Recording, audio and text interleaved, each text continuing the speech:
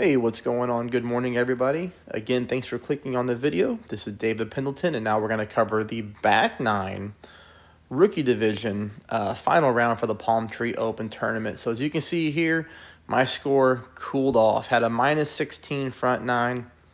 Could only put together a -14 back nine. I just made a really stupid mistake. That's going to cost me for contention. You can already see here, not that many have played. There's a four-way tie for first place. So this -30 is not even going to be, it might be around like 15th place. Because you can see here, we've got some people on fire. We got Adam 12 at -17. Looks like Seva at a -16. Klaus at a -15, -15. And, there's still 70 people left to even start. So it is what it is. I made a really bad blunder on hole number one. As you're going to see here, picking up a par is no good, but that's not going to happen to you. I'm going to show you how to avoid it, and I was really going bombs away, trying to go big or go home, and it cost me, but that's all right. That happens. It's a tournament, and we play to win the game, as they say. All right, so let's go. Let's just go hole number one here. You know what we got to do. If you're not a subscriber, please become one. Please take a moment there, hit that thumbs up button. And if you like the content that I provided, please become a member, or even better, any type of PayPal donation will help me a ton. It really will. You can find a link to the membership in the description or PayPal in the comments below. All right. So here I'm going to show you what I'm trying to do. I'm going to go for green in this wind. Final round, in contention to win with a -16 front nine. So, of course, this is my hole number one on the back nine, trying to get an eagle here and get on the green. You can see I adjusted 10%. I do push back up to max. You'll take a look at the OP, full OP. You'll take a look at the full curl. This is awesome. I mean, this is exactly what I needed to do when it counts. Now, this is in practice mode. I wanted to test the shot out before I go. And look at this. I mean, this is exactly what we want to do. So you know what happened whenever it came to the real deal. I hit a great shot to the left. By hitting such a nasty great shot to the left, I went swimming. So I landed in the water, and I could not save the hole. I tried, but, it just didn't work out, of course.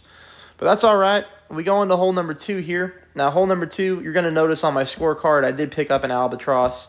I am not showing the Albatross here because it was a nasty, great shot. And it went into the hole, so we're not going to learn anything by it. What we will try to learn from is my miss on this account. We can fast forward through this. This is the exact same way we've been playing this shot all tournament on the drive. And then shot number two, 0% at max, going for the rough bump, especially in tailwind. Best case scenario. Second best case scenario, I prefer to have dead crosswind when going for rough bumps, but that's okay. So here you're going to see what I got going on. 5 top, a sliver of left. Right, I'm sorry. 5 top, a sliver of right side spin just to counter this wind. Ball guideline going to the pin. This shot right here was played 10% at max, but you'll notice on the graphic I want you to play at 0%.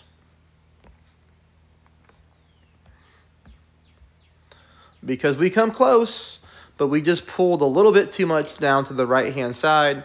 Had we pull that one at 0%, we take a little bit of it off, and we're good to go. Maybe a click more top spin, too, to get that ball coming in good. Now, what I'm going to say here about hole number three is 5% at max, but I hit a great shot on both my accounts. I think this is the right setup that we're looking for, ball guideline going right down the middle. Maybe a little bit of offset like we did on the front nine. I'll show you here in a second. But notice we're getting tailwind with crosswind right to left. This is almost very similar to what we did on the front nine, which I'll go through again. But regardless here, a great shot to the right. Just going to land us on the green. That's nothing special. But let's take a look at the front nine real quick. Rookie front nine finals, where we did pick up a hole-in-one twice.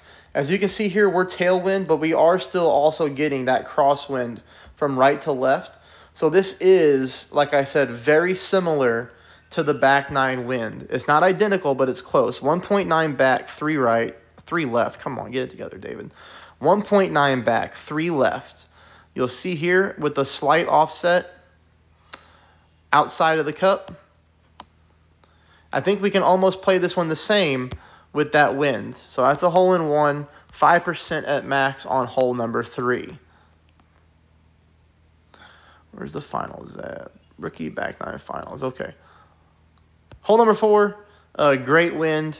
Back to our katana, max back, max right, 10% at max. Putting the green ring right there in the corner pocket of that fairway.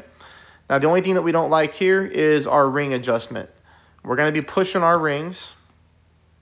Got to get up way up on top of the camera to see what you're doing. No overpower. Slight curl to the right, not a whole lot. And we come in very nicely, falling down for an easy putt for eagle on hole number 4. That was really nothing special. That's how we play this one almost the entire tournament, outside of the one time that we got headwind, and that was on the front 9. This one is going to be played 20% at mid. Oh, wait a minute. Is that right? Yeah, 20% at mid. Here I'm trying to go with 4.5 top, 3 side spin to the left. I'm almost out of practice tokens, so I did not get to really practice a lot of these holes on the back 9. Here you see I've got my ball guideline going significantly through the hole. That's just to count for that long secondary wind push with the headwind. So we make our adjustment. We do hit perfect. And as you can see here, we come up good speed, but we miss on the left-hand side of the hole. So what we need to do there is maybe take some elevation off or offset. I'll leave it up to you. You can take elevation off so that you don't pull as many rings, or you can go ahead and just offset this shot more since you saw how my ball reacted out of the rough, and move that over to the right side of the pin, okay? Hole number 6, again, this is absolutely nothing special here. This is the same way we've been playing it all tournament.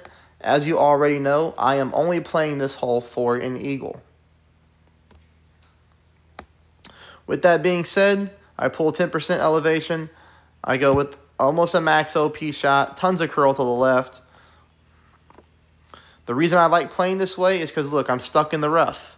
And I don't care about being stuck in the rough on this hole because when I use a berserker, I get bailed out. I make this shot easily onto the green.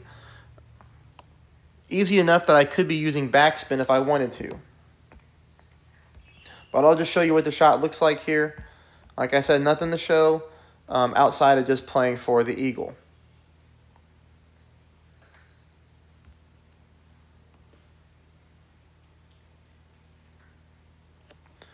So that ball lands onto the green, and you're in for an easy putt on hole number 6. Hole number 7 has been treating me very, very nicely all tournament. Now, this is a different wind. We haven't got hit with this one yet. But like I said, this hole's been really good. So 3.5 back, 25% at max. 25% at max with the backbone 10. You just take the wind that you have, 4.4, then you add 0.2 to it. So we're going to be pulling this 4.6 rings, 3.5 backspin. We're going to be aiming 1 green square short of the pin. Keep in mind this is higher wind.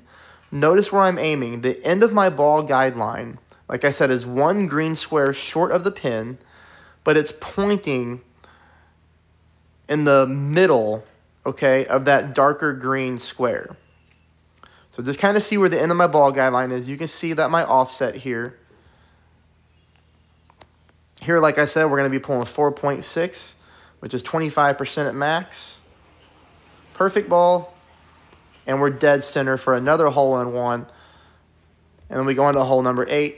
Hole number 8 stinks. You know, this is one that I dropped for an eagle on the front 9. We had really, really favorable wind. Now, unfortunately, on the back 9, we're going to be getting hit with headwind.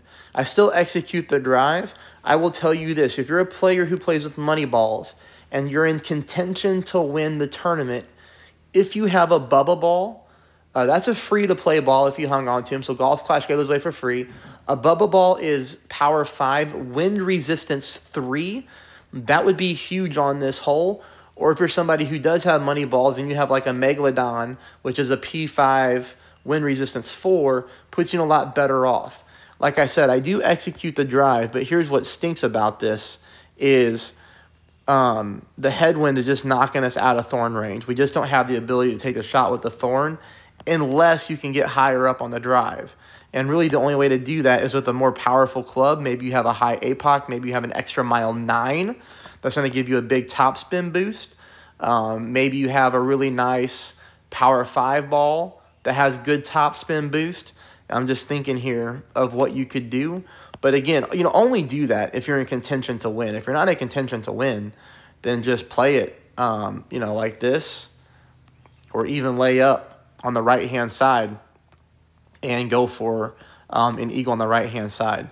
We do pick up a very nice albatross on hole number 9, which I do believe is duplicatable because on my other account, I rolled the pin. I made one minor adjustment here on this account, and the ball goes in very nicely for the albatross. But the way we're playing this drive is the same thing we've been doing the whole tournament. Titan ball, 5 top, 1 left. We hit this ball up the fairway. This is easy. Okay, now we're going to go into the albatross shot, which is played 1 for 1. 3.8 mile per hour wind is going to be 3.8 rings. All right, everybody, this is it. This is the last shot of the final round. Please take a second there. Hit that thumbs up before the Alba. Take a moment to subscribe if you're not one already. And then please, if you do have it available and you have the means to do so, any type of PayPal donation would be great. Throw me a little tip like you would your favorite bartender for good service. Or better yet, become a member and take part of our chat. Share some shots. Donate to some animals. I do that part with the funds. Just come in and have a good time with us.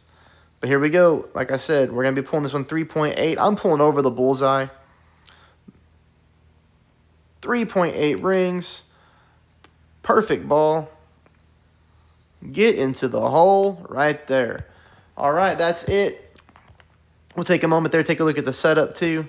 You'll see here with the backspin, 3 back. You're going to notice here a slight. I'm favoring the right-hand side of the cup, just barely favoring the right-hand side of the cup. And this ball guideline played 100% true because look at the perfect shot. I mean, it went in exactly where I aimed. All right, everybody, best of luck. Light up the comments. Let me know how you do.